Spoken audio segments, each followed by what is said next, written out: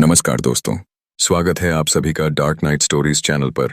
मैं लेकर आता हूं आपके लिए सच्ची घटनाओं पर आधारित डरावनी और रहस्यमयी।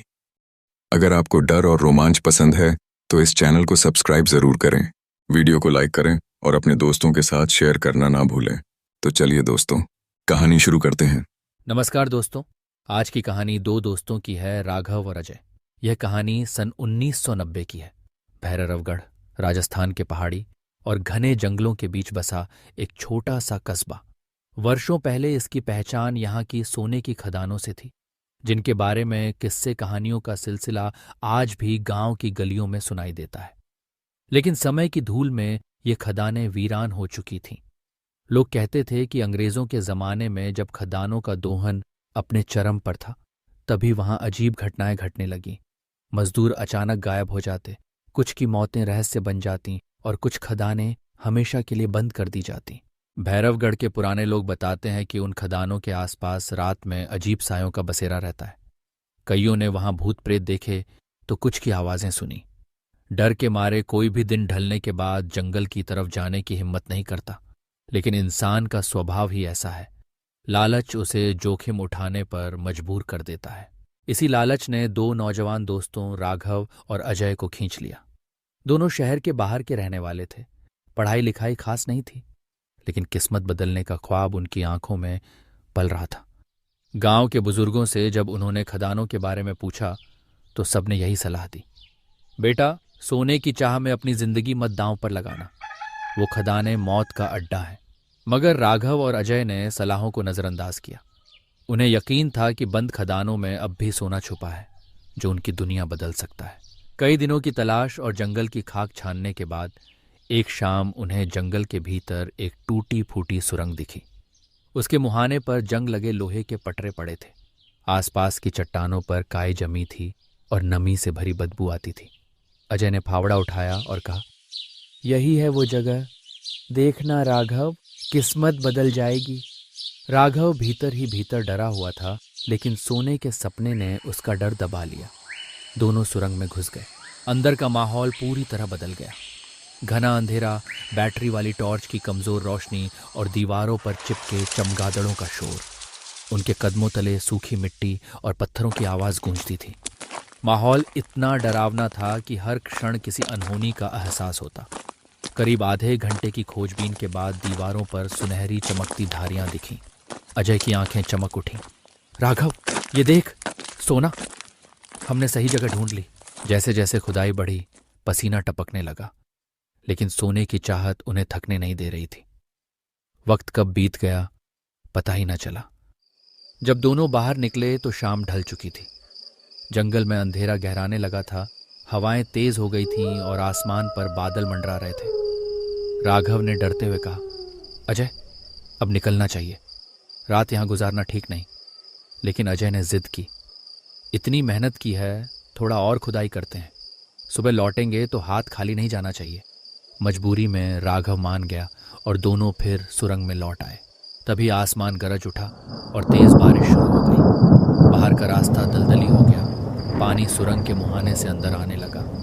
रात गहराती चली गई। खदान के भीतर बारिश की टप टप की आवाज गूंज रही थी। अचानक राघव को लगा जैसे किसी ने पीछे से उसका नाम पुकारा, राघव। उसने टॉर्च घुमाई, पर कोई दिखाई नहीं दिया। वह घबरा कर अजय से पूछता है, तूने सुना? अजय हंस पड़ा, तेरा वहम है, चल काम कर। फिर खुदाई शुरू हुई। लेकिन थोड़ी देर बाद सुरंग में अचानक एक ठंडी हवा चली। टॉर्च की रोशनी झपकने लगी और फिर बंद हो गई। चारों तरफ सन्नाटा छा गया। अजय ने जेब से माचिस निकालकर दिया जलाया। लौ कांप रही थी। तभी दीवारों पर लंबी परछाइयां बन गईं। उनमें से एक परछाई इंसानी शरीर जैसी थी, लेकिन उसका चेहरा नदारद था। राघव कांप उठा, अजय देख, कोई है यहां? अजय ने ध्यान से देखा। सचमुच काले धुएं जैसी एक आकृति खड़ी थी, जिसका शरीर अधूरा था और आवाज किसी खोखली गुफा से आती हुई लग रही थी। वो आकृति धीरे धीरे उनकी ओर बढ़ने लगी। उसके हर कदम पर अजीब चीखने कराहने की आवाज आती थी। उसने भारी आवाज में कहा, कौन छेड़ रहा है मेरी नींद? हाँ, कीप कौन यूरे चिरी। राघव और अजय पत्थर की तरह जम गए। उनकी सांसें रुक गईं। प्रेत ने फिर कहा, यह खदान मेरी है, यहां सोना नहीं, सिर्फ मौत है। अजय ने हिम्मत दिखाने की कोशिश की और कहा, हमें छोड़ दो। प्रेत जोर से चीखा, दीवारें हिल गईं, मिट्टी गिरने लगी। लालच ने तुम्हें यहां खींचा, अब तुम यहां से कभी नहीं जा सकोगे। अचानक सुरंग की छत से बड़े बड़े पत्थर गिरने लगे। दोनों भागने लगे। राघव ने देखा कि अजय का पैर फंस गया और अजय के ऊपर बड़े बड़े पत्थर गिर गए। अजय की चीख जंगल में गूंज उठी। चारों तरफ सिर्फ उसकी दर्दनाक चीखें रह गईं। राघव पागलों की तरह भागा और किसी तरह बाहर निकला। बारिश इतनी तेज थी कि जंगल दलदल बन चुका था। वह फिसल कर गिर पड़ा। तभी पीछे से वही आवाज आई, भाग कहां तक जाएगा, भाग के, अब तू भी इस खदान में मेरे साथ रहेगा। राघव की आंखों में डर समा गया। उसे लगा जैसे कई अदृश्य हाथ उसके शरीर को खींच रहे हों। उसने पूरी ताकत लगाकर खुद को छुड़ाया और जान बचाकर गांव की तरफ दौड़ा। सुबह गांव वाले उसे अर्धमरण अवस्था में सड़क किनारे पाए। वह बस एक ही शब्द बोल रहा था, प्रेत खदान में प्रेत। गांव वाले जब खदान तक गए तो वहां अजय का कोई निशान नहीं मिला। केवल खून से भीगी मिट्टी और अजीब पंजों के निशान थे। उस दिन के बाद राघव कभी सामान्य नहीं हो पाया। उसकी आंखों में हर वक्त वही डरावनी आकृति घूमती रहती। गांव वालों ने तय किया, उस खदान को जो रास्ता जाता था उस रास्ते को हमेशा के लिए बंद कर दिया। आज भी भैरवगढ़ के जंगलों में लोग कहते हैं कि रात को बारिश में किसी के चीखने की आवाज आती है। वो अजय की आत्मा है जो अब भी सोने की तलाश में भटक रही है। और उस खदान का प्रेत, वो अब भी वहां जाग रहा है, अगले शिकार का इंतजार करता हुआ। धन्यवाद दोस्तों इस वीडियो को देखने के लिए। अगर आपके पास भी कोई सच्ची डरावनी घटना है, चाहे वह आपके साथ घटी हो या आपके किसी जानने वाले के साथ, तो कृपया उसे हमारे साथ जरूर साझा करें। आप अपनी कहानी मुझे ईमेल के माध्यम से भेज सकते हैं। ईमेल आईडी आपको इस वीडियो के डिस्क्रिप्शन में मिल जाएगी। क्या पता अगली कहानी आपकी भेजी हुई हो। तो चलिए दोस्तों, मिलते हैं एक और डरावनी कहानी में।